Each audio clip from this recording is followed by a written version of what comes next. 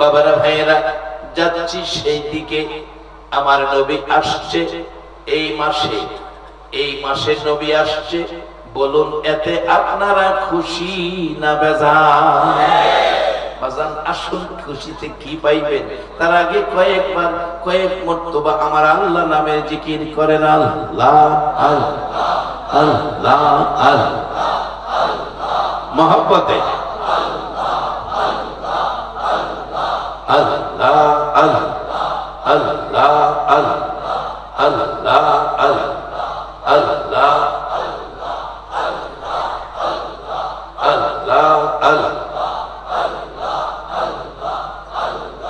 আল্লাহ আল্লাহ লা ইলাহা ইল্লাল্লাহু মুহাম্মাদুর রাসূল সাল্লাল্লাহু আলাইহি ওয়াসাল্লাম। সত্য কথা দিবেন, আল্লাহ নামের জিকিরটা যে করছেন, খারাপ লাগছে না ভালো লাগছে? আরে এই নামের জিকির গাছের ডালের পাখিরা করে, আমরা সৃষ্টির সেরা মানুষ হয়ে আমরা করি না। বাজান সময় পাইলে গানও টান না দিয়া আল্লাহ নামের জিকির শুরু করবেন। আওয়াজ করতে হবে এরকম না, মনে মনে দোকানে বসে রয়েছেন, বেচা কিনি নাই, আল্লাহর জিকির করতে থাকেন। দেখবেন কোত্থেকে কাস্টমার আইব, বেচা কিনি কইরে বলবাইতে। এরে বাবারা ভাইয়েরা, আমার আল্লাহ সৃষ্টি করেছে, জান্নাত জাহান্নাম বানাইছে মানুষের জন্য, অন্য মাখলুকের জন্য না। আজকে সেই জাহান্নাম থেকে বাঁচতে হবে, জান্নাতে যেতে হবে। কিভাবে যাবেন, কিভাবে জাহান্নাম থেকে বাঁচবেন, সেই দায়িত্ব দিয়া আমার আল্লাহ তার বন্ধুরে দুনিয়ায় পাঠাইছে, সৃষ্টি করলেন। কোনি মোহাম্মদ নামটা কি রাখছে? এটা কেডা রাখছে? না আমরা কেউ রাখছি? এবার মোহাম্মদ, এই যে মোহাম্মদকে নিয়ে টানা হেসরা করেন, এবার আপনারা নিজেরাই ওয়াজ করেন। আমরা তো সবসময় করি, আপনাদের মুখ থেকে শুনতে চাই, মোহাম্মদ শব্দের অর্থ কি? প্রশংসিত। যারা জানেন না শিখেন। ইসলামের কোন অজানা জিনিস শিখলে আল্লাহ পাক একটা জিনিস শিখলে 1000 রাকাত নফল নামাজের নেকি আপনার আমলে দান করে দিবেন, যে নামাজটা কবুল হইতে।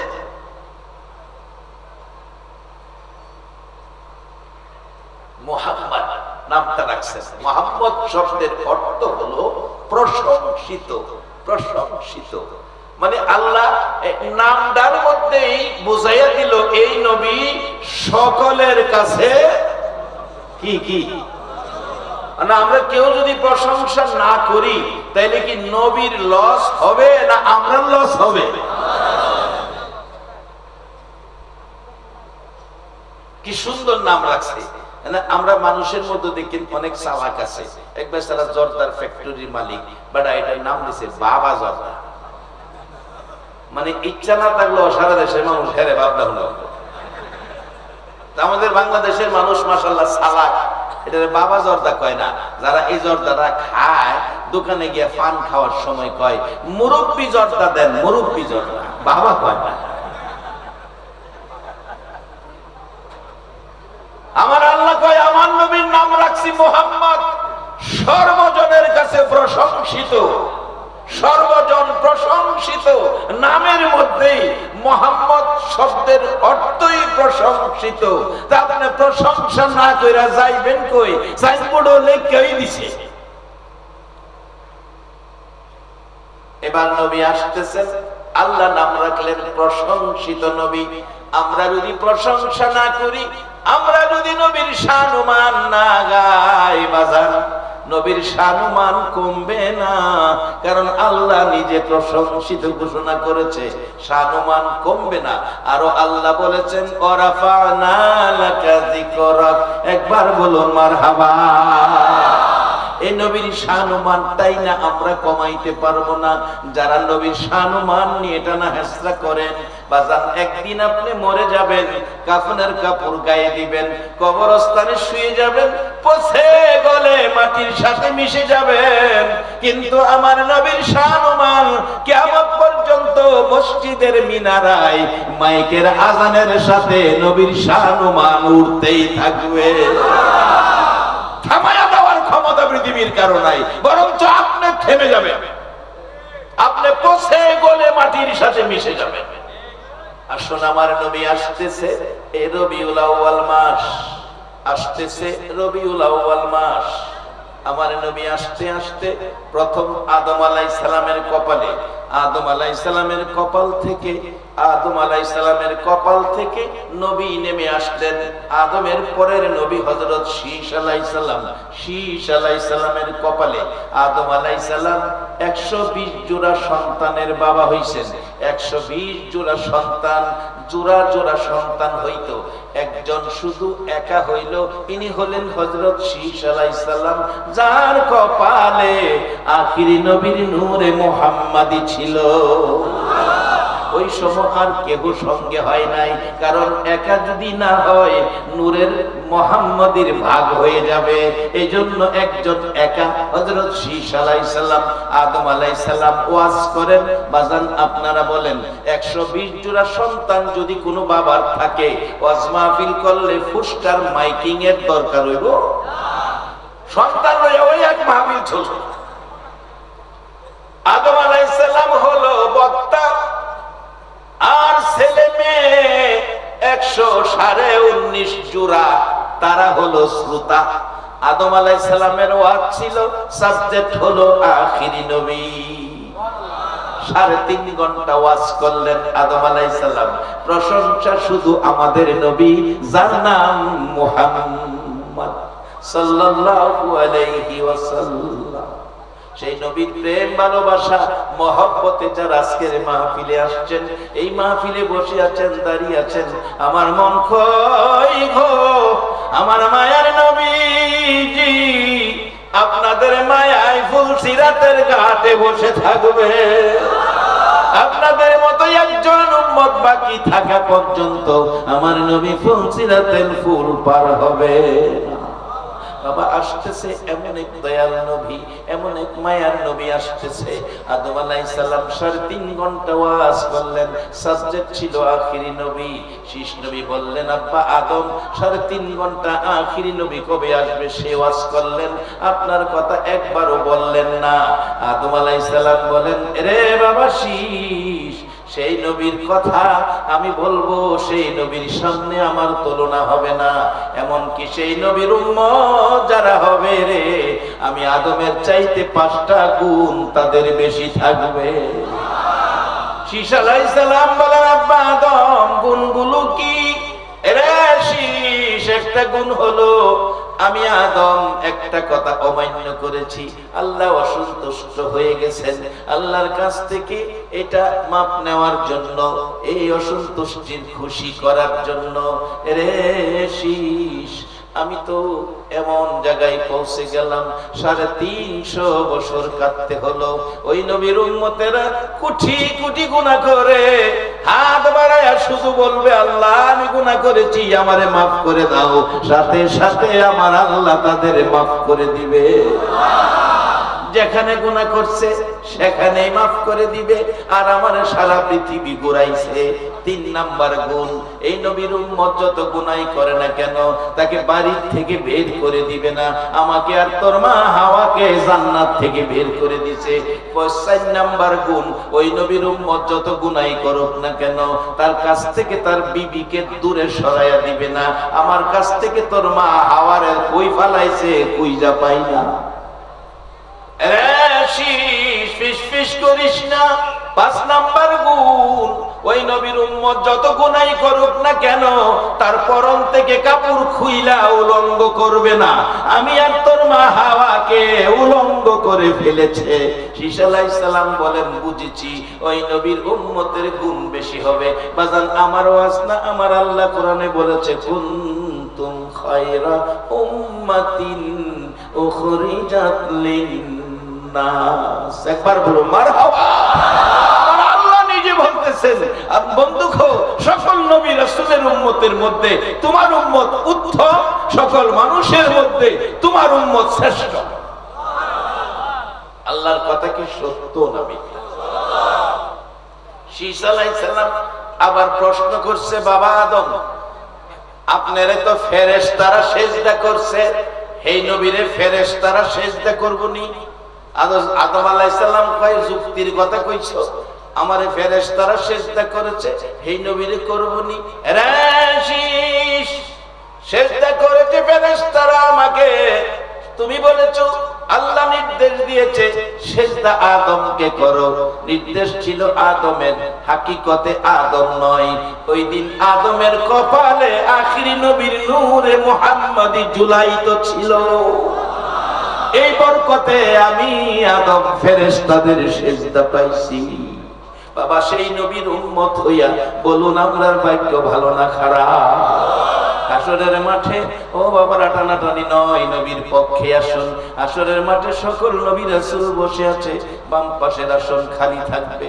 আমার আল্লাহ বলবে, জিবরাইল দেখো আমার বন্ধু কই, যার জন্য সব বানাইলাম, মিজানের পাল্লা বানাইলাম মাইপা দেখার লাইগা। আচ্ছা বলুন, ফেরেশতারা তো মিথ্যা কথা কয় না, রিপোর্ট বেশ কম দিবে না, তারপরেও ফেরেশতারা রিপোর্ট বাদ দিয়া দেন, আল্লাহ সকলের খবর রাখে, সব জানে কিনা? তাহলে আবার ফেরেশতার রিপোর্টের দরকার কি? আল্লাহই সব জানে, না আল্লাহ সব জানে, মিজানের পাল্লাই মাফামাফির দরকারটা কি? রে বাবারা ভাইয়েরা, মিজানের পাল্লা বসানোর কারণ হলো কার খাতিরে কুল কায়নাত বানাইছে, সেই নবী কেমন ভালোবাসার নবী, কেমন বন্ধুর খাতিরে কুল কায়নাত বানাইছে, সেই নবীর ভালোবাসা সকল মাখলুককে, সকল নবীর উম্মতের বুঝাইয়া দেওয়ার জন্য মিজানের পাল্লা বসাইছে। মিজানের পাল্লার মধ্যে মাপ দেওয়া হবে। কিতাব লেখে আমার নবীর উম্মত নেকির পাল্লা হালকা হয়ে গেছে, চিৎকার মারবে, নবী কই গো ও দরদি নবী। আমার নবী দৌড়ে আসবেন, কে রে? আমার মহব্বতের উম্মত কে? নবী বলবেন, কে রে? কি ডাক দিয়েছো, কি ব্যাপার, কি সমস্যা? নবী গো, মিজানের পাল্লা আমার নেকি হালকা, গুনাহ ভারী হয়ে গেছে, কি উপায় হবে? আমার নবী বলবে, চিন্তা করিস না, আঙ্গুল মোবারক পাল্লাই লাগাইয়া দিবে, নেকির পাল্লা এত ভারী হবে, সমস্ত পৃথিবী যদি থাকতো, সাত আসমান সাত জমিন যদি থাকতো, নবীর আঙ্গুল মোবারকের অপোজিটের পাল্লায় যদি তুলে দিত, আমার নবীর আঙ্গুল মোবারকের বরকতের সাথে ওজনে কুলাইতো না। আরেকজনের মাপ দেওয়া হবে, নেকির পাল্লা হালকা, আমার নবী পকেট থেকে এক টুকরা কাগজ তুলে দিবেন, নেকির পাল্লা ভারী। লোকটা বলবে, আপনি কে? আমার জাহান্নামের সার্টিফিকেট দিয়ে দিল, আর আপনি আমাকে জাহান্নাম থেকে বাঁচাইয়া দিলেন, কে গো আপনি? আমার নবীর গাল বেয়ে পানি পড়বে, রে উম্মত চিনলি না, আমি গুনাহগারের বন্ধু, আমি আখিরি নবী মুহাম্মাদুর রাসূল। আমার নবী বলবেন, উম্মত রে, মিলাদুন নবীর মাহফিলে রাত্র 12টা 1টা 2টায় দুরূদ শরীফ পাঠ করছিলে, তোর মহব্বতের দুরূদ আমি নবীর রওজায় পৌঁছেছিল, এই একটা দুরূদ কাগজে লিখে রাখলাম, আজকে মিজানের পাল্লায় তুলি দিলাম, আমি নবীর উপর মহব্বতের দুরূদের উজুনে তোর জান্নাতের পাল্লা ভারী হয়ে গেছে। আমার আল্লাহ বলবেন, ফেরেশতারা দে দে, লোকটাকে জান্নাতে পৌঁছাইয়া দে। সেই মিজানের পাল্লা বসাইছেন এই নবীর ক্ষমতা, নবীর মহব্বত দেখানোর জন্য। ফেরেশতারা বলবে, আল্লাহ আর মাফামাফি করে লাভ কি? হয় জাহান্নামী, আপনার নবী আয়েশা কইরা দেয় জান্নাতি। আমার আল্লাহ বলবেন, ফেরেশতারা রে, মিজানের পাল্লাই বসাইছি, এই মাঠে কেমন বন্ধুর ভালোবাসায় সব বানাইছি, কেমন বন্ধুর উপর মহব্বতে আমি আল্লাহ দুরূদ সালাম পাঠ করেছি, সেই নবীর মহব্বত দেখানোর জন্য এই মিজানের পাল্লা বসাইছি। অনুমতি দিলাম, আজকের মাঠে বন্ধু যা করবে সব আমি আল্লাহ কবুল করে নিলাম, সেই নবীর উম্মত হইতে বলুন আপনারা রাজি আছেন কিনা? তাহলে ভালো কাজ করে না অন্যায় কাজ করে? আল্লাহ এই নবীর উম্মতের পরামর্শ দিয়েছে কোরআন শরীফে, ইয়া আইয়ুহাল্লাযীনা আমানুর কাউ ওয়াসজুদু ওয়া'বুদু রাব্বাকুম ওয়াফআলুল খায়রা লাআল্লাকুম তুফলিহুন। ও পৃথিবীর ঈমানদাররা, অন্য মানুষের ডাকে না তো, ঈমানদাররা ডাকতেছে আল্লাহ। পৃথিবীর ঈমানদারেরা, পৃথিবীর মুসলমানেরা, পৃথিবীর ইসলামওয়ালারা, তোমরা কি করো? রুকু সেজদার মাধ্যমে রবের ইবাদত করো। এরপরে জান্নাত দিব বাজার, না না এই কথা কয় নাই। এরপরে বলছে আফআলুল খায়রা, ভালো কাজ কইরো। নামাজের পরে ভালো কাজ কইরো, নামাজের পরে ভালো কাজ কইরো। মসজিদে নামাজ পড়ে দোকানে যাইয়া সরিষার তেলের সাথে সয়াবিন মারে। বলবেন হুজুর এখন তো সরিষার তেল নাই, কোত্থেকে মারবো? বাবা সয়াবিনের সাথে পাম অয়েল মারে। নামাজ পড়ে সয়াবিনের সাথে পাম অয়েল মারে। বলুন কাজটা কি ভালো না খারাপ? এইটা যে করুম আমরা, আল্লাহ জানেনি? নাইলে কোরআনের আয়াত তো অহম নাজিল হইছে না, 1450 বছর আগে নাজিল হইছে। এই সময়ে আমরা খবর দিয়া দিছে রুকু সেজদার মাধ্যমে রবের ইবাদত করো, এরপরে বেহেশত লাগবো না। কইছে নামাজ পড়া আফআলুল খায়রা, ভালো কাজ কইরো। কেরে আল্লাহ জানে আমরা যে এই কাজটা করব। এরপরে অনেক আছে 5 ওয়াক্ত নামাজ পড়ে, তাহাজ্জুদ পড়ে, 7 বার হজ করছে, 8 বার হজে যাইবো, মসজিদের বারিন্দার বৈশা দোয়া চাইতাছে। দোয়া করেন আপনারা, 7 বার হজ করছি, তাহাজ্জুদ তো ছাড়ি নাই, এবারও হজে যাইবার নিয়ত করছি, দোয়া করেন। আরেকজন 500 করতে বাড়ির কয়, হের লাগে দোয়া করলে কি লাভ হইব? হ্যাঁ 7 ভাই বোন আছে, হের লইয়া 8 জন। এই 7 ভাই বোনের সম্পদ যা পাই লইলে সবগুলি হ্যাঁ একা লেখা লইয়াই বসে। আচ্ছা ভাই সালাইবার আপনারা দেন, 7 ভাই বোনের সম্পদ হক, তার হক সিনায়া নিজের নামে লইয়াই পড়ছে। এখন মক্কা মদিনায় হজ করলেই কি জান্নাতে যাওয়া সম্ভব? আল্লাহ বলছে না, আফআলুল খায়রা, ভালো কাজ করতে হবে। এই কাজটা কি ভালো না খারাপ? যদি তুমি ভালো কাজ করো আফআলুল খায়রা, তাহলে পুরস্কার কি? কোরআন বলছে লাআল্লাকুম তুফলিহুন, তুমি সফল কাম, অর্থাৎ তুমি বেহেশতি। আচ্ছা একটা সত্য কথা কইবেন, আজকে এই সমাজের যুব সমাজ, নবীর আশিক পাগলেরা যে মাহফিলের আয়োজনটা করলো, মিলাদুন নবীর অনুষ্ঠান উদযাপন করলো, একটা সত্য কথা কইবেন, কাজটা কি ভালো করেছে না খারাপ করেছে? ও কমিটির ভাইরা বাবারা, তোমাদের জীবন ধন্য, এতগুলো মানুষ সাক্ষী দিল তোমরা ভালো কাজ করেছো, আল্লাহ তোমাদের জান্নাতবাসী করে দেবেন। এমন ভালো কাজ সকলেই করতে রাজি আছি না আমরা? আল্লাহ কবুল করো, সকলে বলুন আমিন। মহব্বতে রহমতের আশায় আরো দরুদ করুন, আল্লাহুম্মা সাল্লি আলা সাইয়্যিদিনা মুহাম্মাদ, আল্লাহুম্মা সাল্লি আলা সাইয়্যিদিনা মুহাম্মাদ নাবিয়ানা মাওলানা মুহাম্মাদ নাবিয়ানা মাওলানা।